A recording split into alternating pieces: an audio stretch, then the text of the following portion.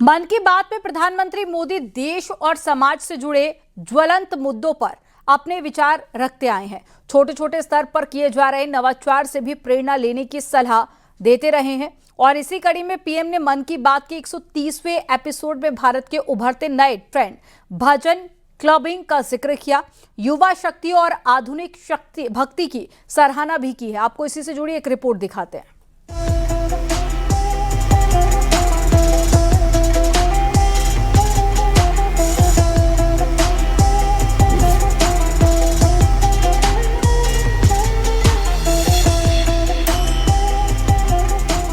परिवर्तनशील संसार में भी कुछ चीजें शाश्वत होती हैं। इनका कोई विकल्प नहीं होता।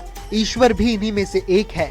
हर मुश्किल का हल, हर सवाल का जवाब। वैसे तो उन तक पहुंचने के कई रास्ते हैं, लेकिन सदियों से नाच गाकर भी उनकी कृपा दृष्टि प्राप्त करने की कोशिश होती रही है। इसी कड़ी में भजन कीर्तन का जन्म हुआ।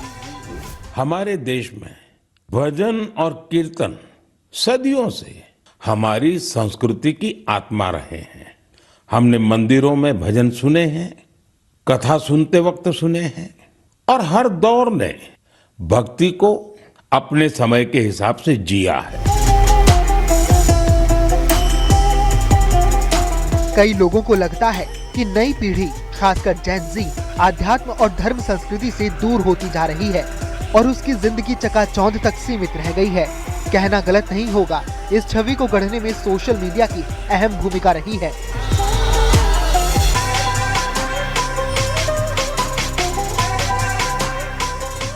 जबकि तस्वीर का एक सच ये भी है कि आज के दौर में जहां हर दिन नए ट्रेंड्स जन्म लेते हैं, वहीं भारतीय युवाओं, खासकर जेन ज़ी ने भक्ति और आधुनिकता के मिलन से एक अनोखा रास्ता निकाला है, जिसे भजन क्लबिंग कहा जा रहा है।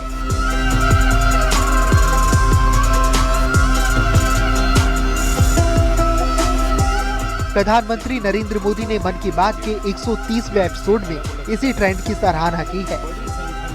आज की पीढ़ी भी कुछ नए कमाल कर रही है। आज के युवाओं ने भक्ति को अपने अनुभव और अपनी जीवन शैली में ढाल दिया है। इसी सोच से एक नया सांस्कृतिक चलन उभर कर सामने आया है। आपने सोशल मीडिया पर ऐसे वीडियो जरूर देखे होंगे। देश के अलग अलग शहरों में बड़ी संख्या में युवा इकट्ठा हो रहे हैं। मंच सजा होता है, रोशनी होती है, संगीत होता है, पूरा तामझाम होता है और माहौल किसी कॉन्सर्ट से जरा भी कम नहीं होता है। ऐसा ही लग रहा है कि जैसे कोई बहुत बड़ा कॉन्सर्ट हो रहा है।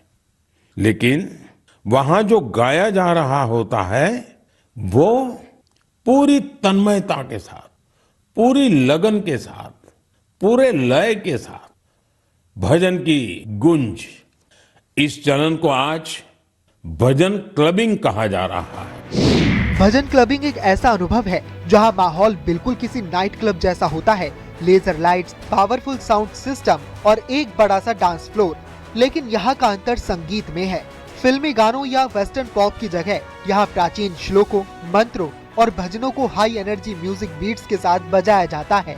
युवा वर्ग इन भजनों पर झूमता है, जिससे उन्हें मानसिक शांति के साथ साथ एक जबरदस्त शारीरिक ऊर्जा भी महसूस होती है।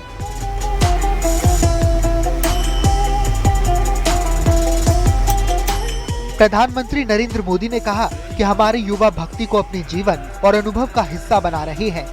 उन्होंने खुशी जताई कि आज का मंच और रोशनी भले ही किसी रॉक कॉन्सर्ट जैसी हो, लेकिन वहाँ गूंजने वाला सुर हमारी संस्कृति और परंपरा का है।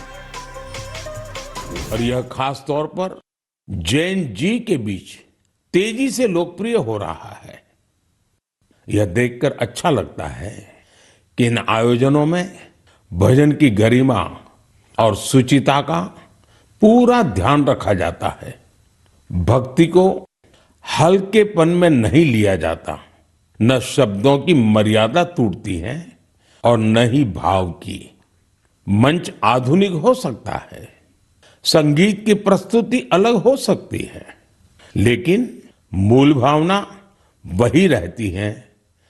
आध्यात्म का एक निरंतर प्रवाह वहाँ अनुभव होता है। युवाओं के बीच भजन क्लबिंग के लोकप्रिय होने के पीछे कई मनोवैज्ञानिक और सामाजिक कारण हैं।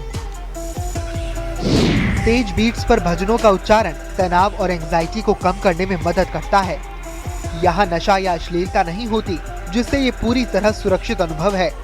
डांस के जरिए युवाओं की एक्सरसाइज भी हो जाती है और वो अपनी जड़ों से भी जुड़े रहते हैं। बच्चों और बुजुर्गों के साथ भी एंजॉय किया जा सकता है, जो पारंपरिक क्लबों में संभव नहीं है।